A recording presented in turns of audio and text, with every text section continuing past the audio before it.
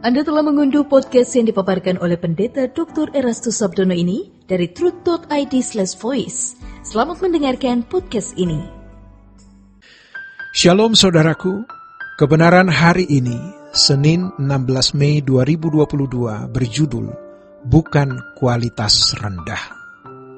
Penciptaan manusia berbeda dengan makhluk lain. Makanya standar hidup kita tidak seperti binatang.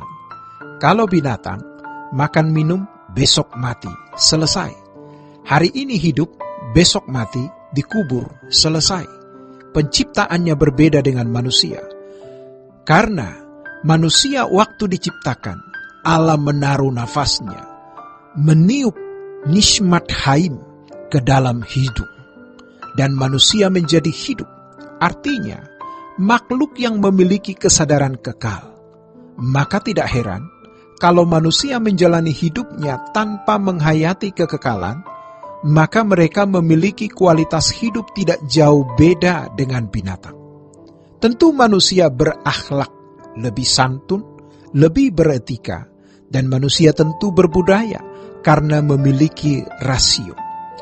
Tetapi, kesewenang-wenangan terhadap sesama, tidak berbelas kasihan, tidak beda dengan binatang, atau beda sedikit.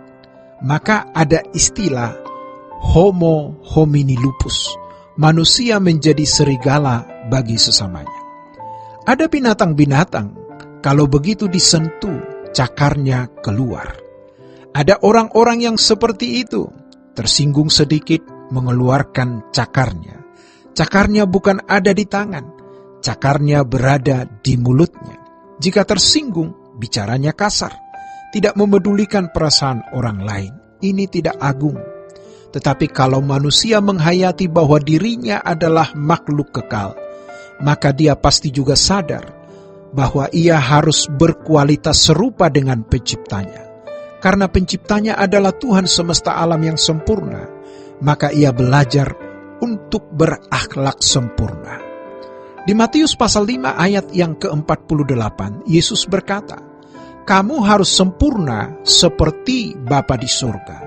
Allah menciptakan manusia sebagai makhluk kekal bukan dengan kualitas rendah. Untuk sebuah kekekalan, maka kualitas yang dimiliki harus kualitas terbaik. Dan kualitas yang semestinya dicapai oleh manusia itu sempurna seperti Bapa. Must be perfect. Ini yang harus dipahami oleh setiap orang percaya. Manusia sudah rusak karena memberontak kepada Allah dan mati. Setelah mati, manusia sebenarnya punya kesempatan. Apakah mengalami kematian kedua atau tidak? Kalau dia berperilaku tidak seperti manusia rancangan Allah, maka dia akan mengalami kematian kedua, terhilang selama-lamanya. Kematian kedua artinya terpisah dari hadirat Allah selama-lamanya. Tetapi kalau dia seperti Allah, dia tidak akan terhilang. Mengapa ada keselamatan? Supaya manusia yang rusak diperbaiki dan tidak terhilang selama-lamanya. Kalau tidak, akan terhilang selama-lamanya. Jadi kalau Tuhan berkata, kamu jangan takut kepada apa yang dapat membunuh tubuh. Dengan kata lain, Tuhan mau mengatakan, soal kematian jasmani, masih bukan masalah besar. Belum, bukan masalah besar. Tetapi kematian kedua itu yang masalah besar. Sungguh mengerikan. Kematian kedua itu yang lebih mengerikan. Jadi, jangan sampai kita mengalami kematian kedua. Bagaimana supaya kita tidak mengalami kematian kedua? Bertobat, sempurna seperti Bapa. Kalau tidak bertobat dan sempurna seperti Bapa, bisa terhilang selama-lamanya. Itu mengerikan. Itulah sebabnya kita bisa memiliki kesadaran. Apakah kita ini berkeadaan sempurna seperti Bapa atau belum? Mestinya kita bisa mengenali diri kita sendiri dengan baik. Tidak mungkin kita tidak bisa mengenali diri sendiri dengan baik, lalu nasib kekal kita itu berdasarkan spekulasi atau gambling atau untung-untungan. Manusia diberi pikiran supaya manusia bisa mempertimbangkan sesuatu. Banyak orang pertimbangannya hanya dihabiskan untuk hal-hal yang sia-sia. Ini yang mengerikan. Ini yang membuat seseorang membuang kesempatan yang begitu berharga, yang mestinya digunakan untuk mempertimbangkan sesuatu guna keselamatan kekal, tetapi hanya untuk berpikir terkait dengan masalah-masalah pemenuhan kebutuhan jasmani.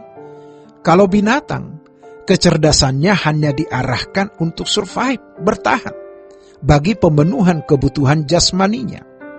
Memang ada binatang-binatang yang cerdik. Namun biar bagaimanapun, kecerdikan binatang pasti tidak mampu membuat ia mempertimbangkan apakah dia nanti mengalami kematian kedua atau tidak. Karena binatang tidak pernah memiliki kesadaran kekal. Hari ini hidup, besok mati, selesai. Ia tidak perlu mempertimbangkan apakah nanti di kekekalan ia hidup atau mati. Tetapi manusia tidak demikian. Manusia bisa mempertimbangkan apakah dia bisa mengalami kehidupan kekal bersama dengan Allah atau akan terbuang di kematian kedua. Itulah sebabnya pada kesempatan ini mari kita mengingat kembali bahwa kita adalah manusia yang memiliki keberadaan kekal. Mari kita lebih serius berurusan dengan Allah. Banyak orang berurusan dengan Allah itu tidak dalam rangka dia mempersoalkan bahwa dirinya makhluk kekal. Yang dipersoalkan itu dirinya makhluk yang butuh pakaian, kehormatan, rumah tempat tinggal, jodoh dan anak. Bukan salah punya rumah, pakaian, jodoh dan anak. Bukan salah, tidak keliru. Tetapi itu bukanlah tujuan.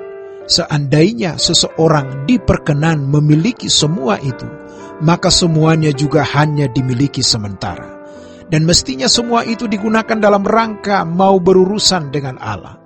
Namun sebagai makhluk yang bertanggung jawab, kita harus bekerja atau mencari nafkah. Maksudnya, supaya kita bisa berurusan dengan Allah tanpa gangguan. Namun kita tidak fokus pada pemenuhan kebutuhan jasmani.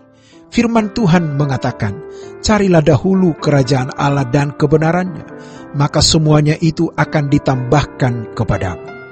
Bukan kerajaan dunia, bukan pemenuhan kebutuhan jasmani. Demikianlah renungan hari ini. Tuhan Yesus memberkati. Sola Gracia. Untuk berlangganan renungan harian dalam bentuk cetak, silakan hubungi Truth Literatur di nomor telepon 0878 7870 7000.